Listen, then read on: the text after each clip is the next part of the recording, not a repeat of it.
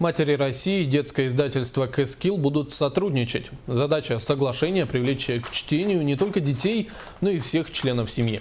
Отметим, сегодня «Кэскилом» издаются газеты «Юность Севера» и «Кэскил», а также журналы «Колокольчик» и «Чуаранчик». На следующий год последний отпразднует 30-летие. В республиканском отделении общественной организации «Матери России» это уже 8-е подобное соглашение. Вот проект такой, читающий мама и читающий ребенок или читающая семья.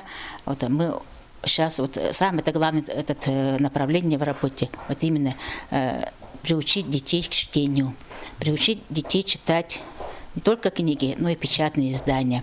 Потому что над повышением общественного сознания тоже надо работать с детства. Вот, чтобы ребенок не только был как ребенок, но он понимал смысл вообще бытия, смысл жизни, как у детей, так и взрослого. Только вот таким образом, через печатные издания, мы можем это сделать.